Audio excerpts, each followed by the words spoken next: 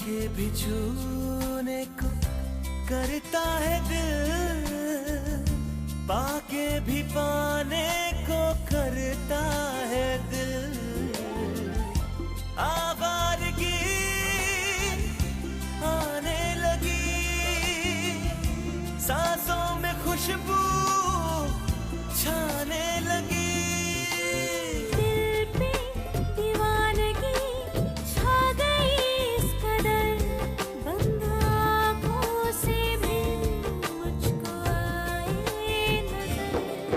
कैसे कहे हमें कितनी मोहब्बत है, हाँ मोहब्बत है। पिछले एपिसोड में आपने देखा, एंगेजमेंट के दिन अर्जुन को जब पता चलता है कि उसने आरोही को गलत समझा तो वो आरोही से माफी मांगने निकल पड़ता है, पर रास्ते में उसकी कार का एक्सीडेंट आरोही की गाड़ी से हो जाता है। आरोही की जान को खतरे में देख अर्जुन भगवान से अपनी जिंदगी के बदले आरोही की जिंदगी मांगता है। बस एक सांस, जिसके बदले मैं अपनी सारी जिंदगी तुम पर कुर्बान कर दूंगा। उसकी ये मुराद पूरी हो जाती है और आरोही की सांसें वापस आ जाती हैं। एक्सीडेंट को गुजरे 1 महीना हो जाता है। उसके बाद भी अर्जुन का मकसद आरोही की सलामती है और साथ ही जिंदगी के हर मोड़ पर वो आरोही के पीछे रहने की ठान लेता है। अब आगे।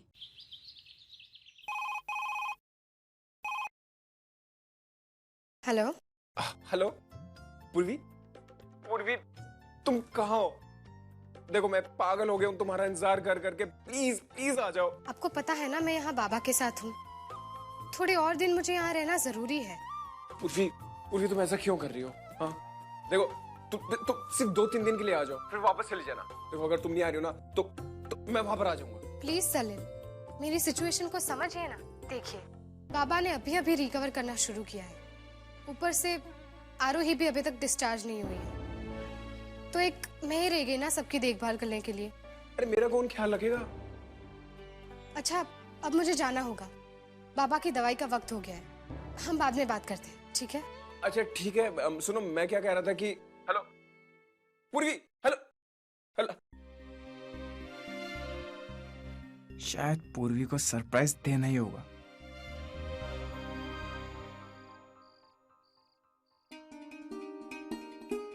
बाबा आज बहुत ठंडी हवा चल रही है, ये लीजिए। आप एक काम कीजिए, आप हमारे कमरे में जाकर सो जाइए, ठीक है? अच्छा आरोही दी का खाना भिजवा दिया? हाँ सुर लेकर गई है। बेटा वो कल आ रही है ना? हाँ बाबा आप बिल्कुल फिक्र मत कीजिए। अच्छा बेटा।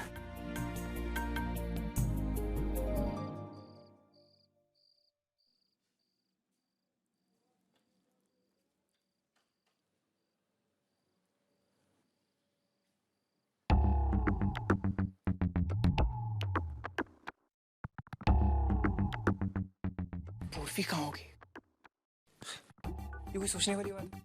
अपने रूम में होगी और कहाँ होगी?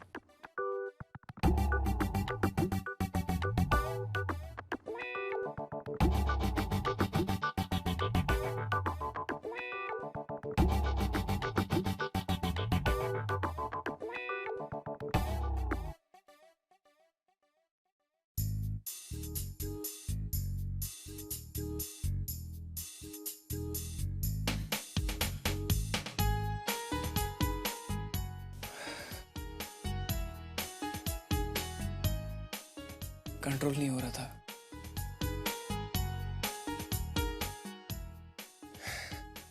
तुम्हें पता 3 दिन से मैं 3 दिन से तुमसे नहीं मिला हूं।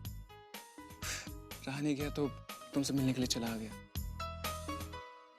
देखो मैं जानता हूं कि हम दोनों के बीच में वो उस तरह की नजदीकियां नहीं है, लेकिन अब इतनी भी दूरियां नहीं है कि मैं तुम्हें 3 दिन तक ना देखूं। अच्छा देखो आज मैं यहाँ तुम्हारे पास रहूंगा और मैं कोई ना नहीं बिल्कुल नहीं सुनना चाहता। I love you।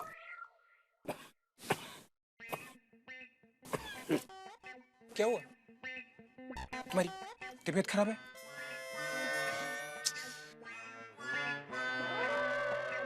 पता है, अगर मैं तुमसे नहीं मिलता हूँ तो मेरी भी कुछ ऐसी हालत हो जाती है। मैंने तो कहा था कि तुम प्लीज मेरे पास आ जाओ, लेकिन तुम भी क्या कर सकती हो, तुम्हारी भी कुछ जिम्मेदारियां हैं, मजबूरी है। लेकिन कोई बात नहीं, तुम नहीं आई तो क्या हुआ, मैं तुम्हारे पास आ गया। तुम्हारे पास और पास और पास और पास। ये कौन है जो इतने पास आ रहा है यार? अरे बेटा सलील, बाबूजी आप क्या हुआ बेटा सलील? बाबूजी वो पूरी रात आप ऐसे खांसते रहेंगे तो ये अच्छी बात नहीं है ना। अरे बेटा पूरी रात क्या, आज रात तो मेरी थोड़ी सी खांसी कम हुई है, लेकिन बेटा तुम यहाँ अचानक, मैं सो रहा था, तुम क्या बात कर रहे थे बेटा? दूरियां नजदीकियां क्या? नहीं वो बाबूजी मैं कह रहा था कि आपका दामाद होने के बाद भी अगर मैं आपसे नहीं मिल पाता हूँ तो आपके साथ वक्त नहीं गुजार पाता हूँ तो ये अच्छी बात नहीं है ना। तो बाबूजी मुझे दूरियां बिल्कुल पसंद नहीं है, तो मैं नजदीकियां बढ़ाने के लिए चला आया। आपकी फिक्र हो जाती है बाबूजी। ना बेटा तुम मुझे इतनी दूर से देखने आए हो, अब कहाँ वापस जाओगे बेटा? वो जो बिस्तर है ना, वहाँ एक लिहाफ रखा, यहीं सो जाओ, सुबह चले जाना। जाओ। नहीं बाबूजी, फिर कभी सो जाओ बेटा, चलो। जी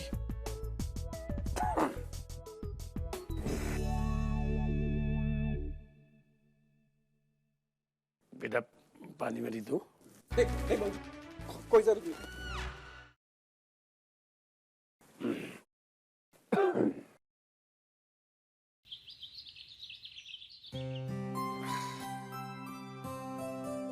आ गई बेटा।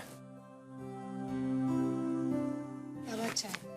बेटा कितने बज गए बेटा? सुबह हो गई क्या?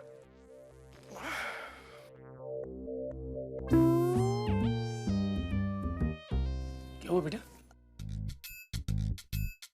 ये यहाँ कैसे आ गए? क्या बताऊं बेटा, बेटा तो चाय दे। पता है रात को उसने मुझे अचानक ही सरप्राइज दे दिया। उससे आके लिपट गया बेटा, बोला 3 दिन से आपको नहीं देखा था, आपकी तबीयत की बहुत चिंता हो रही थी। कमाल है बेटा, दामाद किसी को मिले तो ऐसा। पता है क्या कह रहा था कि हम लोगों को नजदीकियां बढ़ानी चाहिए और दूरियां कम करनी चाहिए। बताओ। पूरे तुम तो जानती हो कि मैंने क्या कहा था। तुम्हें याद है मैंने तुम्हें फोन किया था तो तुमने मुझे कहा था कि बाबूजी की तबीयत ठीक नहीं है, तो बाबूजी से मिलने के लिए आ गए।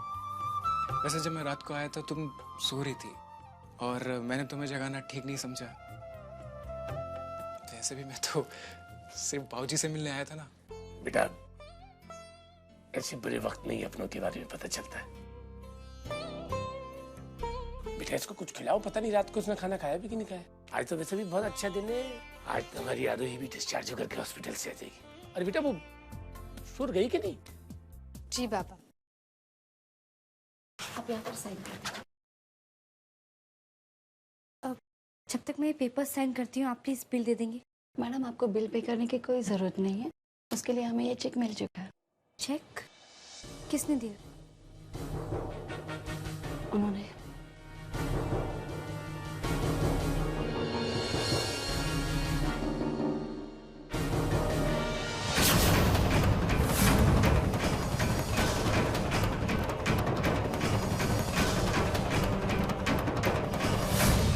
कम ऑन मिस आरोही, अपने उस सोनू की बहुत पक्की है ना।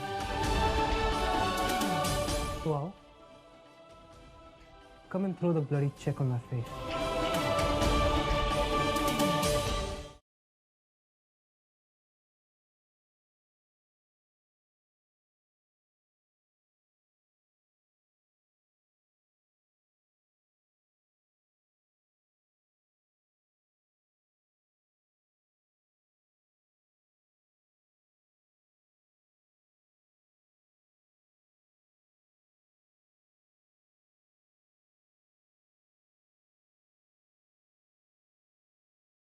कितनी मोहब्बत है, हाँ मोहब्बत है। चेक दीजिए।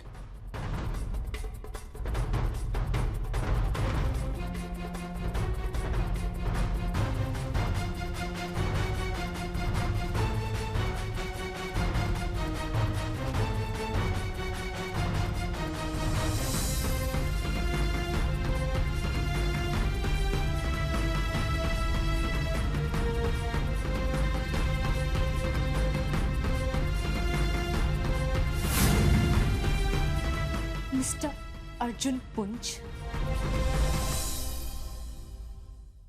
ये क्या है? ओह, द चेक। रख लो, तुम्हारे काम आएगा। चैरिटी, दान समझ लेना। मुझे आपकी किसी चैरिटी, किसी दान की कोई जरूरत नहीं है। अच्छा, तुम्हें नहीं चाहिए तो ठीक है।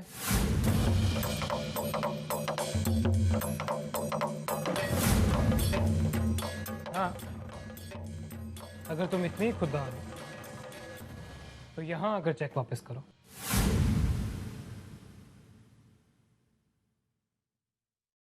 क्यों, क्या हुआ? चेक वापस नहीं देना?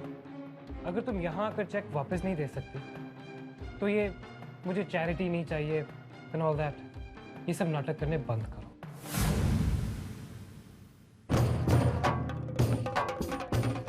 किसी ने सही कहा है, जो गरजते हैं वो बरसते नहीं है। इतनी बड़ी बड़ी लाइनें बोलती हो और अभी भी मेरा चेक अपने हाथों में थामे खड़ी हो। क्या हुआ, लालच आ गया? या फिर इतना बड़ा चेक नहीं देखा तुमने? कम ऑन मिस आरोही, अपने उसूलों की बहुत पक्की है ना? तो आओ, come and throw the bloody check on my face. I challenge you.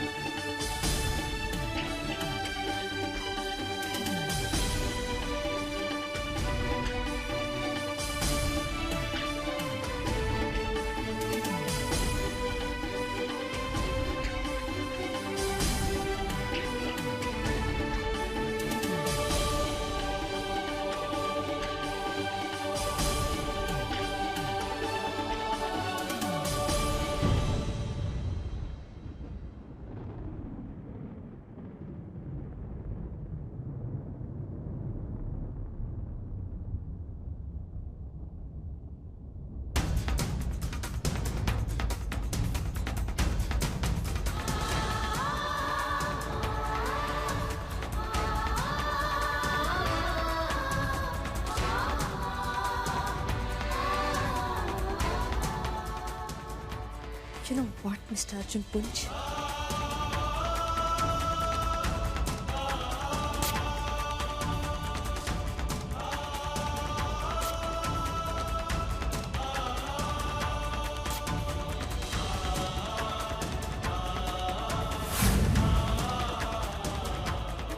Go to hell.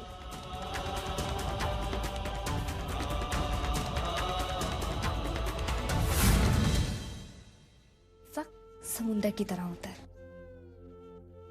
जिस तरह समुंदर की वेव्स ऊपर नीचे आती जाती रहती हैं, वैसे ही वक्त भी बदलता है। याद रखिएगा मिस्टर अर्जुन पुंज, मेरा वक्त आएगा।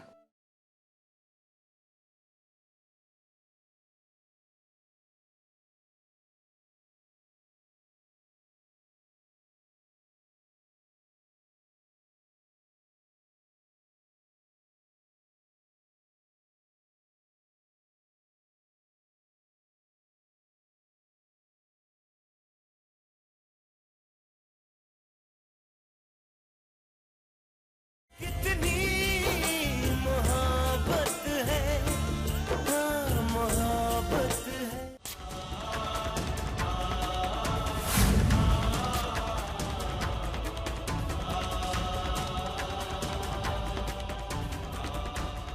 go to hell.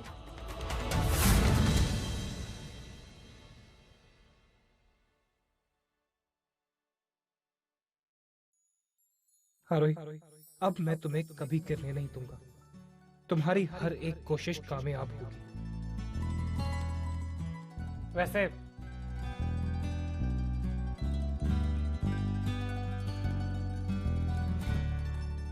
तुमने ये चेक फाड़ तो दिया है, पर आई थिंक तुम्हें अभी भी इसकी जरूरत पड़ेगी। आफ्टर ऑल इलाज का खर्च तो महंगा होता है ना, और तुम मिडिल क्लास फैमिली के लोगों के पास इतना पैसा कहाँ होता है?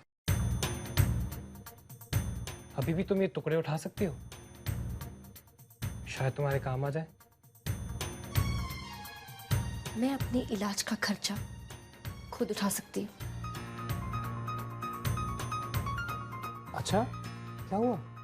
तुम्हारी लॉटरी लग गई या अचानक ही तुम्हारी किस्मत पलट गई? इस बार मुझे किसी के साथ की कोई जरूरत नहीं है। मैं अपनी किस्मत खुद बनाऊंगी, दुनिया में अपना मुकाम खुद बनाऊंगी। ये मेरा वादा है आपसे। दिल को तसल्ली देने के लिए ख्याल अच्छा है। वैसे अगर इस जिंदगी में तुम कुछ भी कर लोगी ना, तो मुझे जरूर फोन करना। आफ्टर ऑल मैं तुम्हारा पहला बॉस हूं। तुम्हारी तरक्की से खुशी होगी मुझे।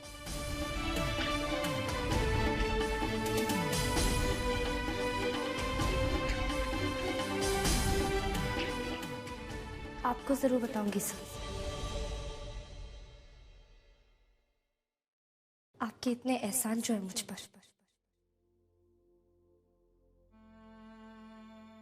आपने मुझसे इतनी नफरत की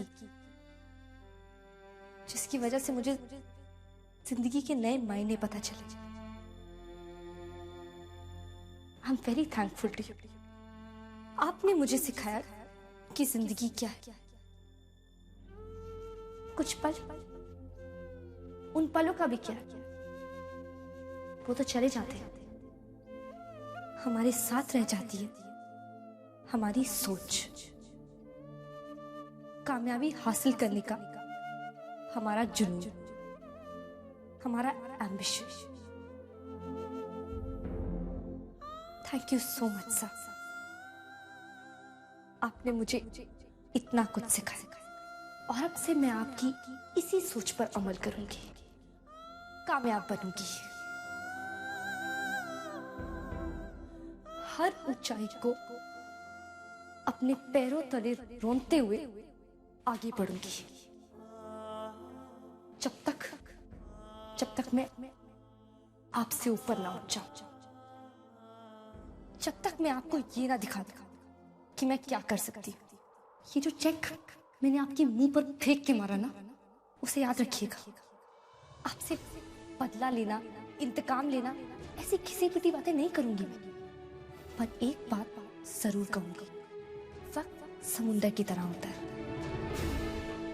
जिस तरह समुंदर की वेव्स ऊपर नीचे आती जाती रहती है, वैसे ही वक्त भी बदलता है। मैं बेवकूफ थी जो अब तक सोचती थी कि जिंदगी उन पलों के बारे में है जिन्हें हम संजो कर रखते हैं, जिनके सहारे हम सारी जिंदगी काटते थे। पर अब मुझे समझ आ गया, जिंदगी उन पलों का फायदा उठाने के बारे में, उनका इस्तेमाल करने के बारे में है ना। याद रखिएगा मिस्टर अर्जुन पुंज, मेरा वक्त आएगा।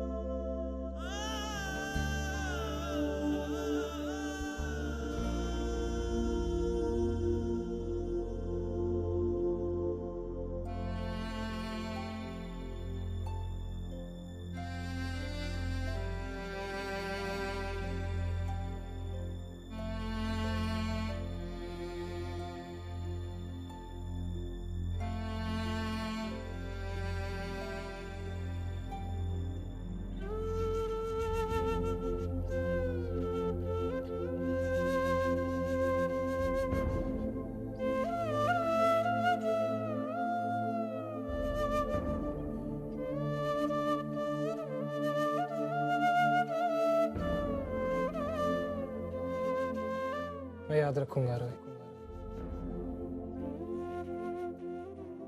और इंतजार करूंगा उस दिन का जब कामयाबी तुम्हारे कदम चूमेगी, उस दिन का जब तुम मुझसे आगे निकल जाओगे।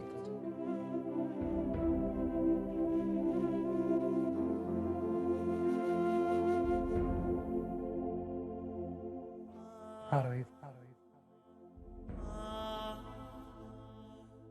मैं तुम्हारा प्यार तो पा नहीं सका,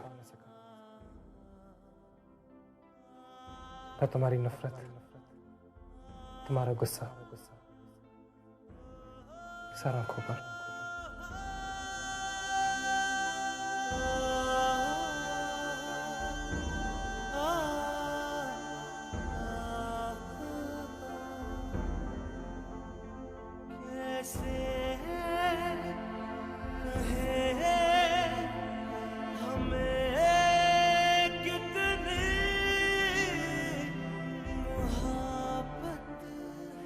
तुम्हारा वक्त आएगा आरोही।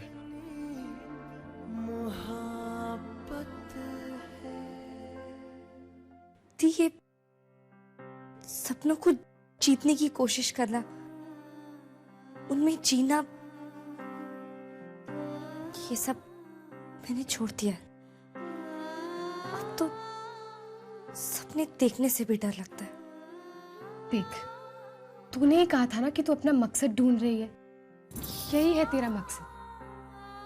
जिंदगी ने तुझे एक और बार मौका दिया। प्लीज इसे अपने हाथ से मत जाने दे।